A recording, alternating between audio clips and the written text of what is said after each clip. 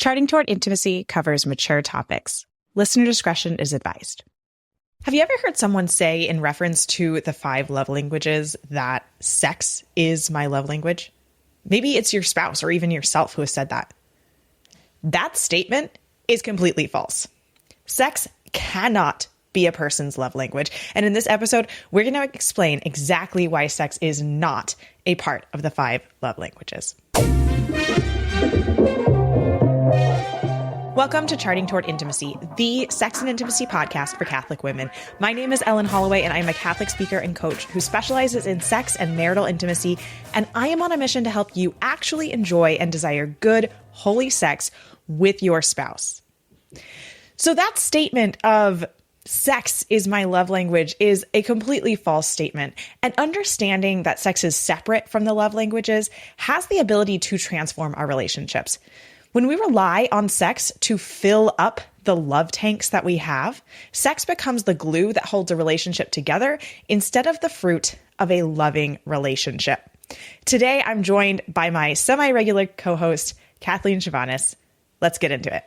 So, real quick, the 5 love languages. This is based on a book by Gary Chapman. It has exploded into all sorts of other things. There's quizzes that you can take to find out your love language. The book is fantastic. I recommend the book to anybody. So the 5 love languages are words of affirmation, quality time, receiving gifts, acts of service, and physical touch. And so basically the premise of the 5 love languages is that everybody has a primary love language that they feel loved the most through that love language. But all 5 of those are ways that we do as humans give and receive love. And so the idea is, learning how to give love in your spouse's primary love language, learning how to receive your spouse's love, even when it's not your primary love language, that kind of thing. So highly recommend the book to anybody.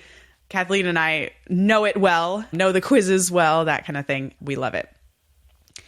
So sex, I see this a lot, and this is actually a misunderstanding that I had from the beginning of the role of sex in a relationship and how that plays in with the 5 love languages. So my misunderstanding, and this is what I see a lot, and this is where we're going to kind of maybe blow your mind of I've never heard someone say this before.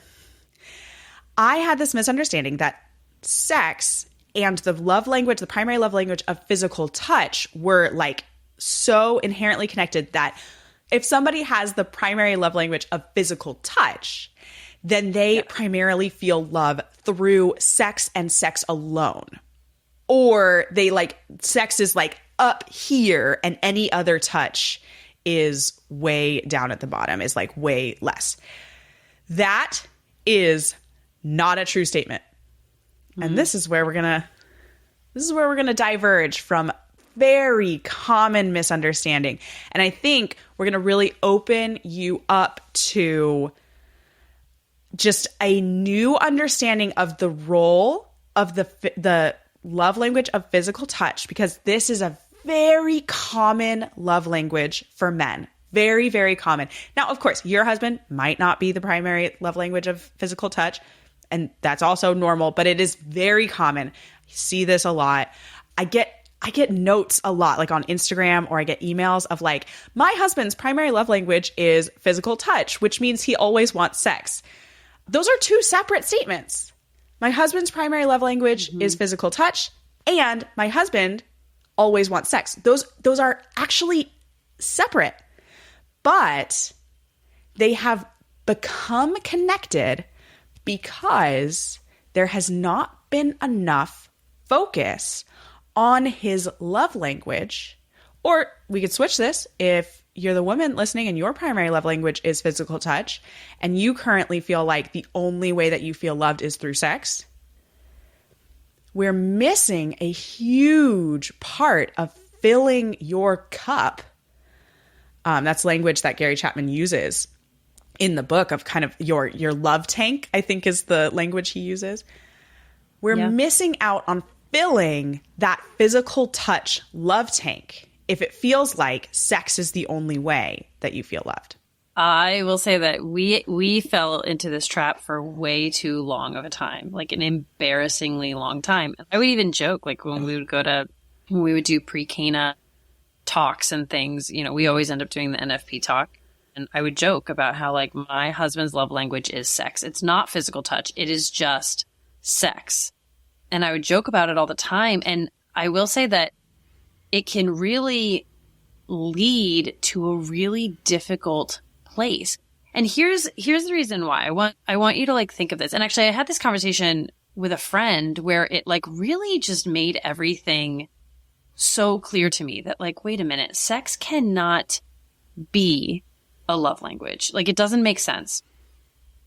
Because when you think about it, like you could be someone whose primary love language is words of affirmation, right? Your spouse could be someone whose primary love language is acts of service, right?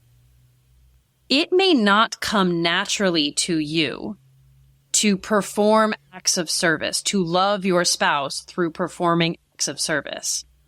But you can still force yourself to do that and ultimately grow in virtue, right? And same thing with your spouse. Maybe doesn't come naturally to them to give words of affirmation, but in forcing themselves to do that, you feel loved, right? And they grow then in their ability to love and in virtue.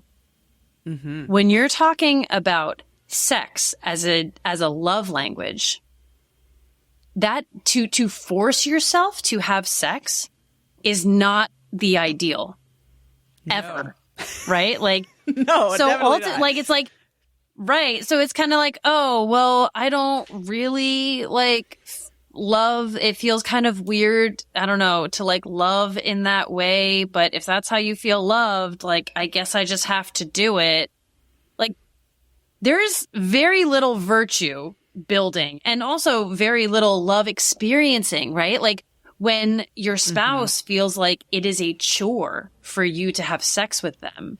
Yep. Right? Like that's a problem. When they see that it seems like a chore for you to give them words of affirmation, that can be taken much more generously. Like, wow, I understand that this is really hard for you and you're trying and I feel so loved by that. Right? But when it's like, oh, you don't want to have sex, but you're giving it to me anyway. Like, wow, I feel great. Right? Like it doesn't have the same, it doesn't translate in the same way. I think that really what we need to start looking at are the love languages. And I will say for my husband, I don't think he realized that he had other love languages. And that could be the case with a lot of other people, right? Like you hear of the love languages. And I think for men, sometimes they could be like, oh yeah, no, it's just sex. Like forget all that other stuff. Like just give me sex. Right. And that was a trap. I sort of assumed then like, oh, well, he really just feels loved through sex and like nothing else. Okay. So I never focused too strongly on loving him through the other love languages because it was just like, oh, he just feels loved through sex. But it took him time to even realize that that was not cutting it. That it wasn't just about having sex, right? But it was about experiencing true and deep and meaningful love, which, you know, doesn't have to happen in sex, right? I think, unfortunately, right? And I think that if we start, it's so important that we first of all start to recognize what our love languages are. So if you don't know what yours is or your spouse doesn't know what theirs is, read the book, take the quizzes, like really kind of uncover that piece of yourself. Because then ultimately in learning to speak each other's love or to love through the other's love language, right? You grow in this intimacy that culminates in total self-gift, right? Yes. So sex is really like the culmination of speaking each other's love languages. And let's talk about let's look at sex. A lot of times we see sex as this like physical act because it's a very physical act. And I think that's where this kind of misconception, misunderstanding can really easily come from, because we look at sex and we're like, this is a physical act. These are two people physically touching each other, physically inside of one another, right? Yeah. You know, this is a physical thing, right? And so then we just like associate it with that love language of physical touch. But we know as Catholics, and we know just as humans, I mean, this is just like, this is a deep human thing. You talk to secular people, and you really get into it about sex, they know it's more than a physical like thing only. They know that there is more attached to it. And actually, in fact, for it to only be a physical thing, like there's so many conversations that people have had with like prostitutes, they have to disassociate themselves in order to allow sex to only be physical, right? This is what happens in episodes of like childhood sexual trauma. There is disassociation that happens. We have to separate ourselves from our body. And that's not good. That's not normal. Yeah. We should not be disassociating ourselves, right? And so we know that sex is so much more than just a physical thing, but we just kind of rely on that a lot. But like, let's look at sex. Okay. Love language of physical touch. Check. We figured that out. Love language of words of affirmation. Well, that's present in sex. Absolutely. Love language of quality time. Well, that's present in sex. Absolutely. Love language of receiving gifts. Well, it's a total gift of self, so I hope that's present. Very true. And love language of acts of service. Your goal in sex should be bringing your spouse to pleasure. That is an act of service. You are serving your spouse in bringing them physical pleasure, as well as like being that gift of self, right? So there's this act of service. All 5 of those love languages are present in sex. And so that is part of the reason why we're saying that sex is not just like attached to the love language of physical touch. Sex is like in every love language. It should be a fruit of a full, we'll use Gary Chapman's language, of a full love tank. It should be a fruit of a full love tank that you then want to come together in this most intimate act because you have been loved in so many other ways and your love tank is full from words of affirmation that your spouse has given you, or quality time, or receiving gifts, or acts of service, or physical touch. Hey there. We'll come right back to the episode in a moment. I want you to imagine for just a second what your marriage would look like if sex was just not an issue anymore. Imagine your relationship if sex really served as the beautiful fruit of a loving relationship that we talk about on this podcast. And it helped both you and your husband grow closer to each other and closer to God every time. There was no more hesitation with sex, no more arguments about sex, no more shame or confusion over pleasure. If all of that seems like a dream come true, or maybe it seems even too good to be true, I want to invite you to fill out the application for my 8-week coaching program and really allow yourself to imagine what your marriage could be like after 8 weeks of working one-on-one with me to heal your sexual baggage and grow in understanding of yourself, your relationship, and the role of sex in your marriage. Click on the link in the show notes to apply today.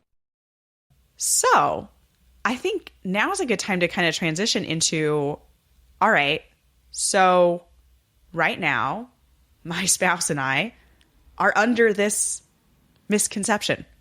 We're stuck in this rut. You know, we'll use the most obvious example, but switch it around if it makes sense for your relationship, right? My husband thinks that sex is the only way he receives love, or is the primary way. I don't always want to give sex because I don't feel like it all the time because I'm a normal human woman, right? Yeah. What do we do? You know what we do? We dig into this, right? Like, so again, if your spouse has not read the book, definitely start there. If they aren't open to reading the book, then just go online and start taking the quiz, right? And just see kind of what it comes up with. And maybe they'll still be skeptical and be like, I don't know about this nonsense. But you know what? Take the information that it gives you and start speaking it anyway, right? Start loving them through whatever the quiz comes up with, right? As their result. Doesn't matter if they're skeptical. And then see what happens. Because... And I would even... I would go so far as to say I've seen this a lot in couples. People will email me and like, oh, we took the quizzes, but I don't think that the quiz got the right answer. I've noticed this, that like, it's pretty easy to kind of like trick the quiz into giving you an answer. So like, if you already sort of have this preconceived notion of like, this is my love language, and you like take the quiz, it could just kind of come out with not the correct answer. So I think I really highly recommend reading the book, and you can really get into the nuances of the different love languages. And as you're reading it, you'll see, like, because in the book he has a bunch of examples of couples and like their dynamics, and you can see yourself in those examples and go, oh yeah, okay, that is me, and that person's primary love language is acts of service. That's absolutely it. But then you can also see your spouse really well in those as well. So if like, especially like if your husband is not on board with reading the book or taking the quiz or anything, I guarantee you, maybe not guarantee, I highly assume that if you read the book, you could figure out your spouse's love language and just start speaking it. Just start using that love language that you figure out. And the other thing is he does talk about children a little bit later on in the book, and children don't really like establish primary love language until a little bit later in life. It's more of an adolescence thing. And so he said that what's really important with children is speaking all 5 of the love languages.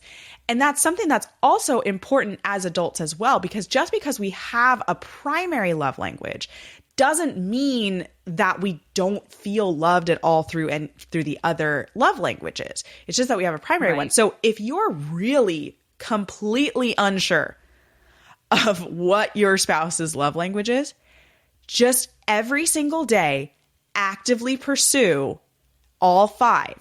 Do one thing for each of the 5. Make sure you give a nice long hug for physical touch before they leave for work.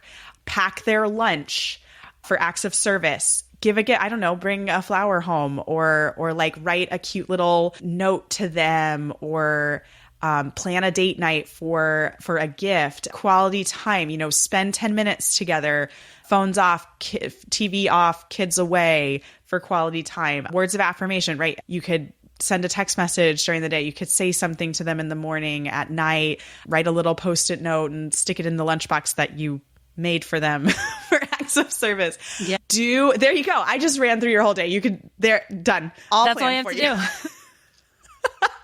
But right, so like do one thing for each of those 5 love languages every single day, and then notice the ones that he responds to, right? If he's like, oh my gosh, those text messages just really hit the spot. Thanks so much. I really appreciate, right? You're like, words of affirmation. Okay. Just pay attention if you're like completely unsure. Okay. We got off on a bit of a tangent just on figuring out love language, which is important. Okay, so back to, we're in this rut of my husband, for the example, right? My husband thinks that sex is his love language. That is the way he feels love. And now I'm hearing this and going, oh, we've been wrong. I've assumed that as well. What Kathleen said, right? Just digging into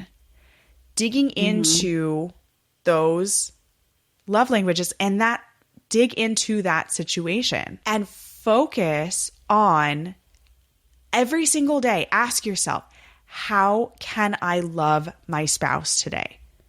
And it never has to be sexual. The answer to that question does not have to be sexual. Love is so much more. Like there's just intimacy is beyond just sex. Like we have to build intimacy outside of the bedroom in order for sex to really be that full gift of self. Because if you're begrudgingly having sex, if you're having sex simply because this is my husband's love language and that's the only way he feels love, and so I have to show him love because I'm his wife. I mean, in some ways, those are true statements, right? You do need to show your spouse love because you are his wife. Like that's what you agreed to do. But that doesn't mean you have to have sex with them. Sex is a good thing, we're all about sex here on the podcast. But showing your spouse love does not default mean having sex with your spouse. I think that is like so evidenced by the fact that, I mean, I think we've said it on this podcast before that like nobody died from having sex, right? Like nobody ever died from a lack of sex. However, look at studies that have been done on the lack of affection shown in children, right? Or shown to children, right? Like these like horrific, barbaric studies where they have like intentionally restricted affection from children to see like how they develop. Like they don't develop well, right? They don't develop properly. Like failure to thrive, right? Like imagine the depression, right? Which could ultimately lead to suicide, like things like this from not experiencing real affection and love. Like you literally could die from that, right? But you cannot die from just not having sex, right? So it just kind of goes to show you that they can't be one and the same. Exactly. I think that the trap that we fell into with my husband sort of assuming his own love language was sex. What he eventually realized was that I was happy. Like I would give him sex to make him feel loved, though I may not have been in the mood to, though I may not have wanted to, right? And he eventually, I think, started realizing that like, this is not fulfilling. Like this is not the sex that I want. Right. And so starting to then realize that, but because I was not attuned to him wanting to be loved in other ways, it was the only way he was able to experience or feel any kind of real love, like intentional love. Do you know what I mean? Like, not that I don't love him or I wouldn't do these things every once in a while, but I wasn't being intentional about them. And I wasn't pursuing him through these other love languages.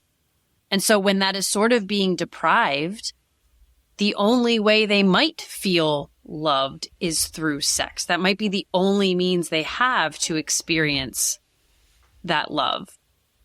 But then it still feels lacking. And it's like, well, why is this lacking? You know, like, so there's a lot of confusion that I think without understanding that sex is not a love language, that it cannot be a love language, it can almost seem like you're constantly spinning your wheels trying to figure this out and unable to, and you don't know why.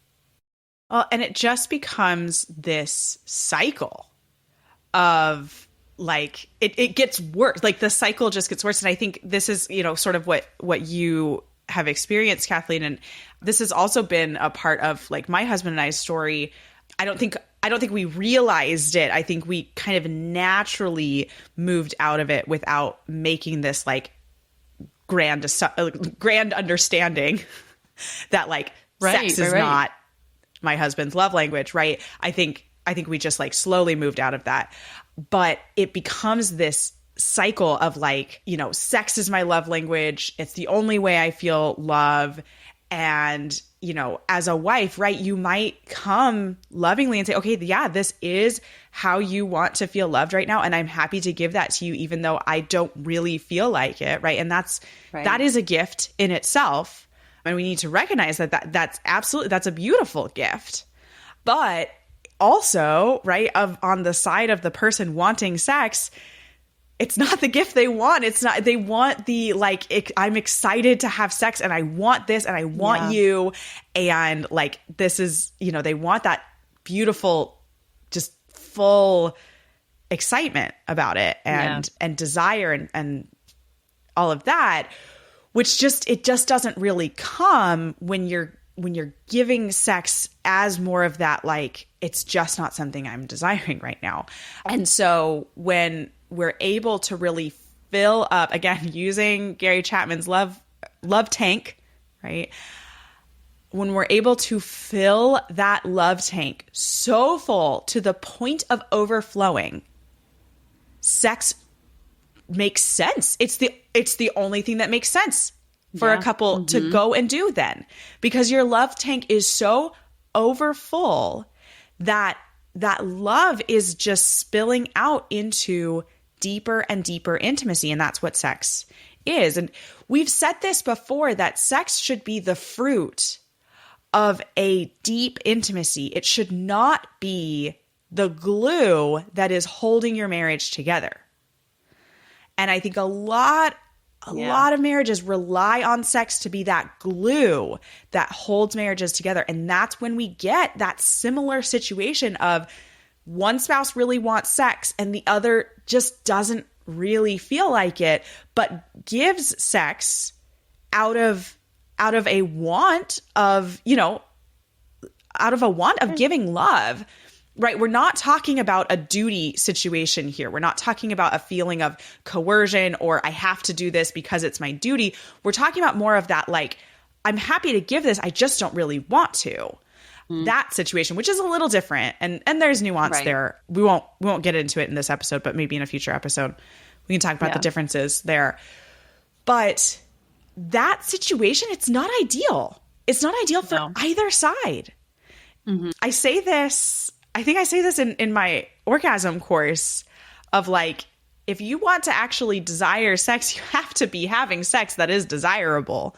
Mm-hmm. Right. Yeah. And so, there's so much to sex that we just don't even unlock. We just don't even open up to, because we're kind of focused on like making sure that we're having sex in order to just like meet the baseline of like amount of love that everybody needs.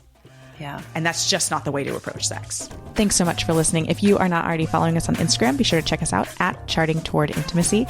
And if you listen to podcasts on a platform that gives you the option to rate or review, we'd love for you to do that because it helps us spread the word about the podcast. If you ever have questions, comments, or episode topic ideas, please reach out to us. We love to hear from you. You can reach out on Instagram or send us an email. Our email is in the show notes. Until next time.